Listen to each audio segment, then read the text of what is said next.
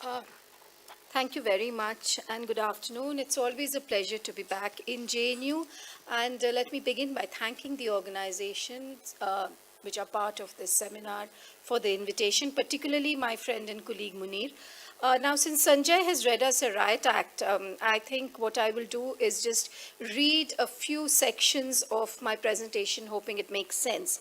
I have called my presentation today Reimagining Locations by Way of the Indian Diaspora. Diasporas have gained currency as a productive frame for reimagining locations, movements, identities, and linkages that have been flattened by the effect of globalization on world politics. What I will be doing today is examining how diasporas actually reorient conventional cartographies and spatial configurations by identifying historically located networks that often escape the attention of scholars and policymakers who work within the framework of individual nations. The foregrounding of such networks brings into focus global flows that actually predates the age of globalization and creates possibilities of exploring and strengthening collaborations across regions. For an understanding of these new forms of dispersal and new forms of connectedness, the study of the diaspora assumes significance. The contemporary ubiquity of the diaspora as a focus of study is informed by dispersal of people on the one hand and new forms of connectedness on the other. The growth of interest in matters of global scope has led to a rethinking about spatial and temporal categories where not only the nation and its borders have been subject to scrutiny, but also categories like regions and areas have come under interrogation. Now, in recent years, the term diaspora itself has undergone transformation from dispersed communities oriented around a single point of origin to the inclusion of groups as disparate as exiles, expatriates, refugees, asylum seekers, labor migrants, domestic service workers, and executives of transnational corporations.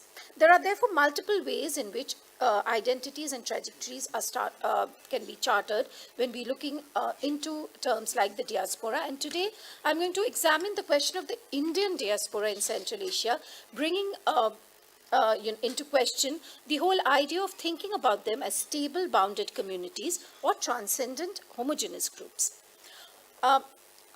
Close attention to the general terms like the Indian community here would indicate that traditionally groups and networks that could be termed as diasporic were not at all Indian in the contemporary sense. They were subsumed within general categories of terms like Multani, Khatri, Marwari, and later Shikarpuri, but were a conglomerate of different groups and subgroups, including Lohanis, Bohras, Khojas, and Bhatiyas. Also, movements of these extended beyond what is delimited as the frontiers of the five post-Soviet Central Asian states, creating opportunities for new imaginations that are rooted in networks that operated across the region. In recent times, various new Silk Road initiatives provide opportunities for exploring these imaginations about the region, since within this frame of the new Silk Road, there are a number of strategies premised on prospects of overland connection between China, India, Middle East, Europe, and Russia, resulting, of course, in revenue for the entire region. There is ample evidence of Indian merchants from different regions of the subcontinent moving well beyond traditional boundaries of what is known as South Asia, the land frontiers traditionally marked by the Indus on the one hand and Burma on the northeast. Indeed, it is worth recalling that large parts of Southeast Asia, Central West Asia, presented a region of economic and cultural influence facilitated by overland and oceanic trade routes that were well known and probably widely used several centuries earlier. The earliest records of Indians in these peripheral regions are largely restricted to political and religious traces, with the foundation of states in Southeast Asia strongly influenced by Indian culture and the settlement of Buddhist missionaries and scholars in Southeast Asia, Afghanistan, and Central Asia. Yet the presence of Brahminical priests and Buddhist monks in Southeast Asia and Buddhist monks in Afghanistan and Central Asia was almost certainly coincident with Indian trade with these regions. Indeed, there is no reason to think of Indian Buddhist priests and missionaries and merchants necessarily as distinct groups of individuals. Almost nothing is known about the actual organization of these groups prior to the 11th century, but after that date, substantial information becomes available for these mercantile diasporas whose members were natives of different Indian regions that settled in two neighboring areas, Southeast Asia and the territories to the India's north and northwest, including Afghanistan, Central Asia, Iran, and Russia. it was the northern and northwestern Indians, largely individuals of large Hindu communities known as Khatris, who traded in Afghanistan, Iran, and Russia. The Khatris, who were natives of Punjab and the adjacent regions in northwestern India, exerted economic influence in Afghanistan, Central Asia, Iran, eventually leading even up to Moscow. There are records that show that during the relatively stable area of the Mughal rule in India and the Safavid rule in Iran, Indian bankers and merchants traveled to and resided semi-permanently in many of these regions. From Iran, they moved into Russian territory at Astrakhan and traveled up the Volga to Moscow. Punjabi Khatris, Pashtuns or Afghans, Marwaris from Rajasthan were the principal merchant groups. Indian merchants in the West could reach Afghanistan and Central Asia on camel caravans from late spring to early fall via the Khyber and Bolan passes and travel towards Iran. Afghan nomadic or semi-nomadic clans who possessed camels and regularly moved between South Asia and Afghanistan and Central Asia provided the overland shipping for at least part of the journey through the dangerous northwestern passes and the Afghan territories. Alternatively, merchants could reach Iran or the Persian Gulf by ship directly from Gujarat or by sailing down the Indus to the sea. Interestingly, in terms of the present Indian initiative for the north-south corridor through the Iranian port city of Bandar Abbas is a comment by an English merchant writing in 1662 who noted that merchants engaged in trade from Surat in Gujarat to Kombor, which is actually Bandar Abbas in the Persian Gulf, they were mostly Indians.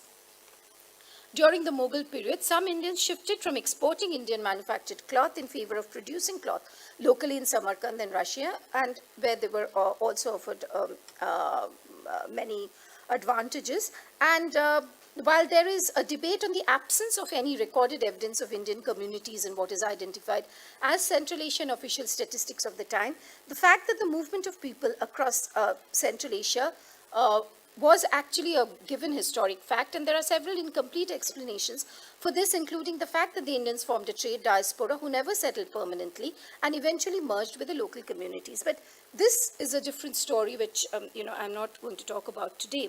On the other hand, geographically and culturally, the vision that India has had of the region she referred to as Central Asia is of an extended space. It is illustrated in a map accompanying one of the first of a number of volumes on India and Central Asia, which was published in 1955. Compiled out of a series of lectures given by Prabodh Chandra Bagchi to the Indian History Congress, it delimits the region as extending across China westwards up to the Aral Sea, including within it Balkh, Bukhara, and Samarkand. Now, Indian scholars, according to Bagchi, frequently used to go to Kashgar. Bagchi records that Kumara Vijaya, who was born in Kucha, had gone to Kashmir for his education during the last decade of the 4th century. On his way back, he came to Kashgar, stayed there for nearly a year. His records show that Kashgar was a center of Brahminical studies, and he points to these and other instances to illustrate the continuous intercourse between India, Central Asia, and China, which necessitated the compilation of not just bilingual lexicons, but also conversational primers. He cites the text of such a primer in the Sanskrit Khotani's text to show how this bilingual need was being fulfilled. And, I just cite a few lines from his book, and this is a very interesting conversation between an Indian bhikshu and a man from Western China, where he says, "Whence have you come from? I've come from Khotan. When did you come from India? 2 years ago. Now where you are going? I am going to China." Of course, the largest numbers who traveled were traders, and there are very interesting descriptions of this trade. And how much time do I have? 2 minutes. 2 minutes, okay. There are very, very interesting studies of the Shikarpuri traders and, the hundis that these Shikarpuri traders had, which used to work across the entire region, right from Kolkata up to, the Russian areas. But with the recognition of the frailty of connects in the immediate neighborhood, connections are now, of course, being sought with regions to India's west and northwest that go back to antiquity, and where there had traditionally been exchange of populations at different levels as traders, scholars, and religious preachers. Politically, many of these are no longer accessible to India, bringing to the forefront the necessity of connects with its immediate neighborhood as a precursor to connectivity to a wider region.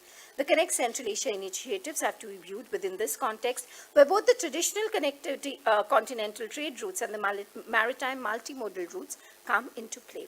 And it is in this context that, one can talk about not just the multimodal north-south routes, but also the BCIM corridors, the development of a network of Indian Ocean ports. At the macro level, and of course, the launching of initiatives like the Spice Route, the Cotton Route, and the Mawsum projects, all of which are attempts to tie together countries around the Indian Ocean region. Complicated by political policy decisions and what Raja Mohan refers to as the inward economic orientation of India, this is the region to which India now needs to reconnect. And while a change in mindset about visualizing its neighborhood is a necessity, there also remains a need to rethink strategies of political involvement, learn to compete with other powers, and also collaborate when necessary. The prescriptive logic of this cannot be denied and leads to the question of why regionalism actually remains a non-starter in the region, while the fractured history is, of course, of the region is one of the explanations. But, given the fact that diasporas are today recognized as entities with significant soft power in the realm of foreign strategy, this lack of engagement requires attention, particularly since the political discourse is replete with references to reconnecting. The need to reconfigure the economic geography of the region brings back with it the necessity of bringing back into focus diaspora communities that historically traded across the borders, what is now reframed as Greater South Asia. Thank you very much.